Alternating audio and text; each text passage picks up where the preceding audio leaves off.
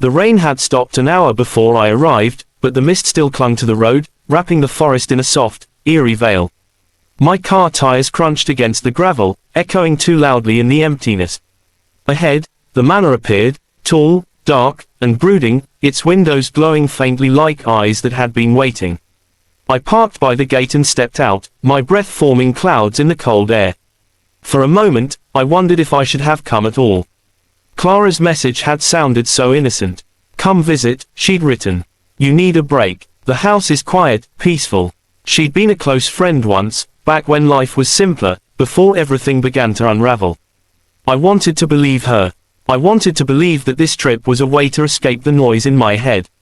When the front door opened, Clara stood there with a smile that didn't quite reach her eyes. "You made it," she said softly, her voice carrying through the fog.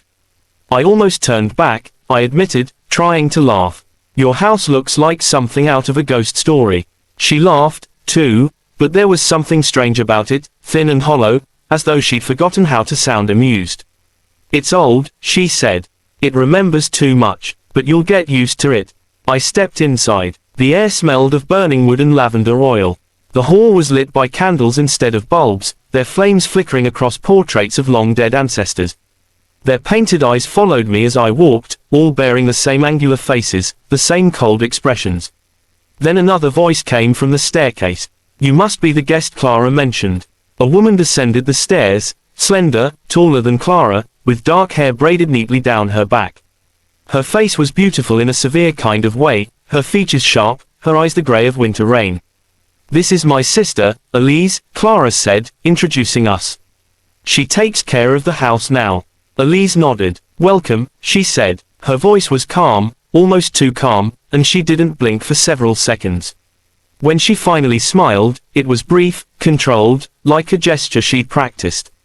I thanked her, though something in me tightened. There was something about the way she looked at me, as if she knew something I didn't. Clara led me up the stairs to a guest room. The wallpaper was faded, patterned with climbing roses that had turned brown with age. A large window overlooked the forest, where the mist curled through the trees. "This was my mother's favorite room," Clara said, drawing the curtains back. "She used to sit right here and watch the rain." "It's lovely," I said, though the room felt heavy somehow. It wasn't the dust or the dim light, it was the silence, like the house was holding its breath. Clara smiled, setting my bag down. "Dinner at 7, she said. "Don't worry if you hear the floor creak. This place moves with the wind." When she left, I sat on the edge of the bed and let the quiet settle around me. The faint ticking of an old clock echoed from somewhere down the hall. The scent of lavender was stronger now, mixed with something metallic beneath it, faint but sharp, like rust. I unpacked slowly, then checked my phone. No service. The signal bar showed a single blinking X. I tried the Wi-Fi, but the only network name that appeared made me pause, House of 3. I frowned, wondering if that was a joke. There were only 2 sisters here. As dusk fell, I wandered into the hall. The wooden board sighed beneath my feet. The candles along the walls had burned lower, their light casting long, distorted shadows. I passed a portrait of a woman in black lace. Her eyes were painted an unsettling shade of grey, identical to Elise's. The brass nameplate beneath read Alara M, 1881-1903. Downstairs, I found the dining room prepared. 3 places were set at the table, silver cutlery polished, crystal glasses gleaming. A decanter of wine waited, deep red as blood. But there was no one there. I called out, "Clara." My voice was too loud in the silence. Somewhere deeper in the house, a floorboard creaked. I waited, then stepped into the hall. A faint light glowed beneath a door at the far end. Voices murmured behind it, 2, maybe 3, low and rhythmic. I hesitated. My name drifted out between the whispers. My pulse quickened. It had to be a mistake. Maybe they were talking about me, planning something, laughing. Still, something in their tone froze me. The words were too soft, too deliberate, as though spoken in another language. I took one step closer, and the voices stopped. The silence that followed was absolute. I could hear my heartbeat in my ears, the faint hum of the wind outside. The candle beside the door guttered suddenly, throwing shadows across the walls. That was enough. Whatever they were doing, I didn't want to find out.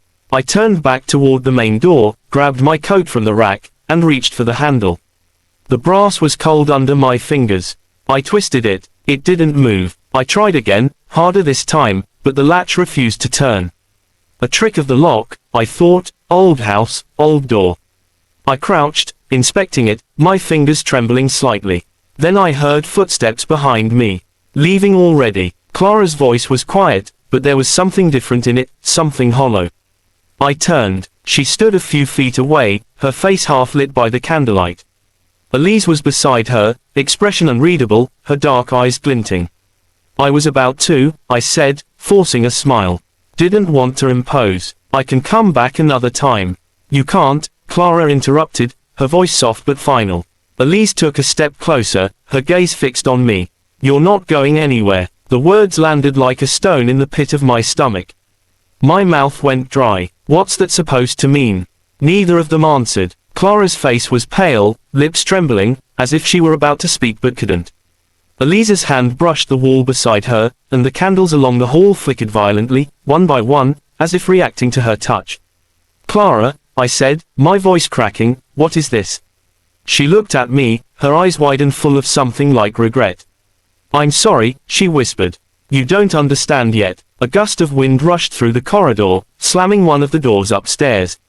The lights dimmed. Somewhere in the house, a clock struck once, a hollow metallic sound that echoed endlessly. The sisters stood motionless, the air between us cold enough to bite. Then the last candle went out. For a heartbeat, everything was black. And in that darkness, I heard my name whispered again, this time right beside my ear. I didn't scream. I couldn't. The moment the last candle went out, something deep inside me locked up, like my body already understood that sound would only make things worse. The air was thick, heavy, almost liquid. I could feel their presence more than see it, Clara's uneven breathing and Elise's steady, slow steps circling me like wolves in the dark. Somewhere in the distance, the wind howled through the chimney, and the old house seemed to groan with it. Clara, I whispered, or tried to. My voice came out barely audible. Please, what's happening? A faint light flickered again, a single candle on the far wall sputtering back to life. In that trembling glow, I saw Clara's face. Her expression was no longer warm or friendly. It was hollow. Her skin seemed too pale, stretched thin over her cheekbones, her eyes wide and glistening. Elise stood beside her, her hand resting lightly on her sister's shoulder. The two of them looked almost identical now, though I could have sworn earlier that they didn't. You were chosen, Elise said softly. I stared at her, unsure I'd heard right. Chosen? For what? Elise tilted her head, studying me as though I were a painting she couldn't quite understand.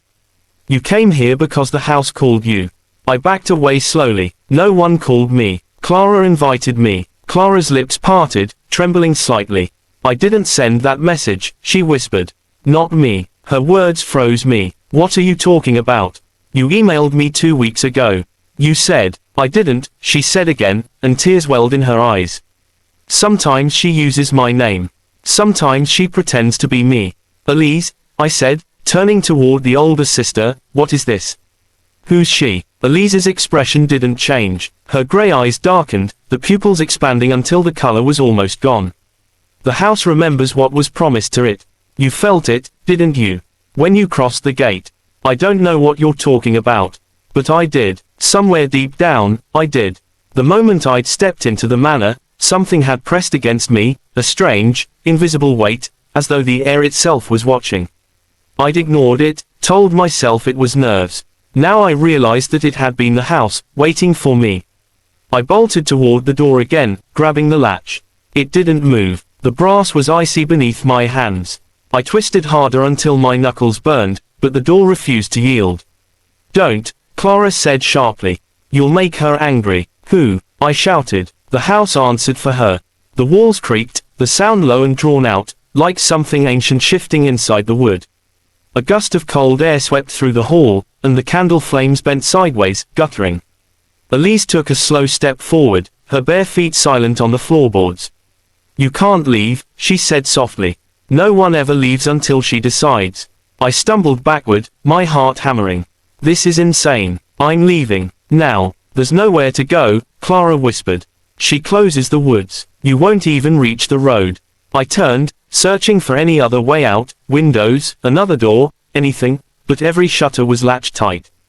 The glass looked wrong too, dark and reflective, as though there was no outside world beyond it.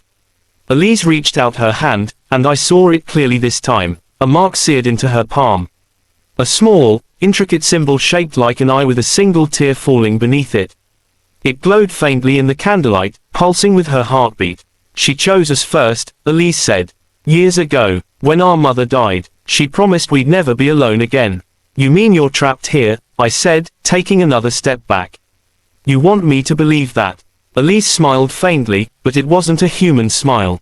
We were, once, until you came. Behind her, Clara flinched, pressing her hands to her ears. Stop it, she said to her sister. Please, don't tell her. Don't make her see it. Elise ignored her. She pointed toward the staircase, where the shadows had begun to gather thickly.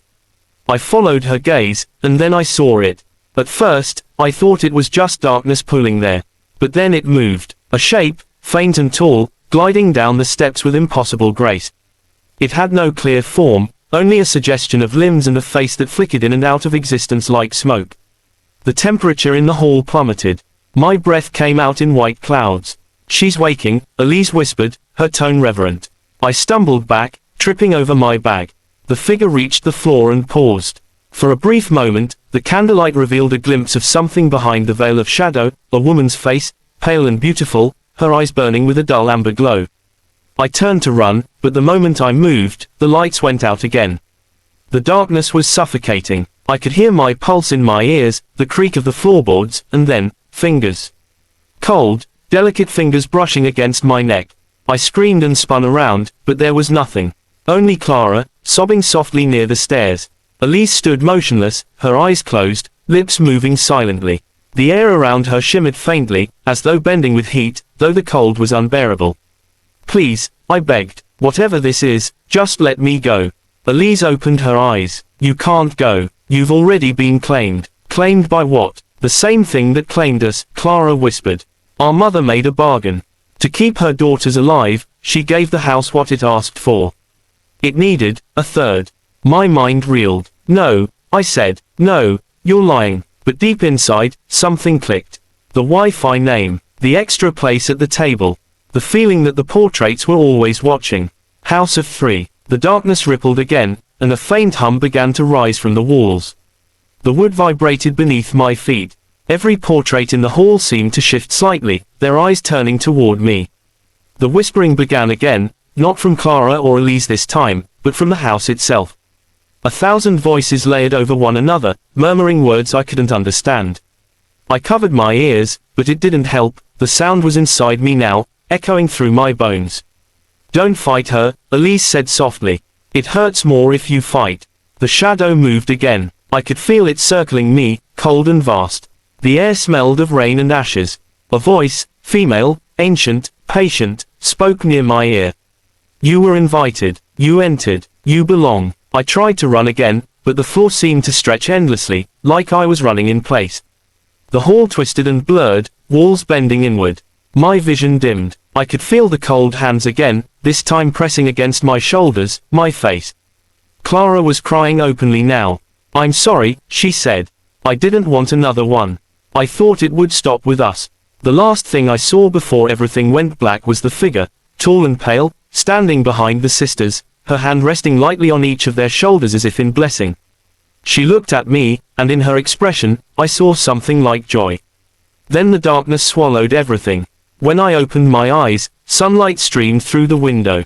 The house looked calm, almost ordinary. My bag was still by the door. The air smelled of lavender again. For a moment, I thought it had all been a nightmare. But when I caught my reflection in the window, my heart stopped. There were 3 figures standing behind me, Clara, Elise, and me. Only, the other me wasn't breathing.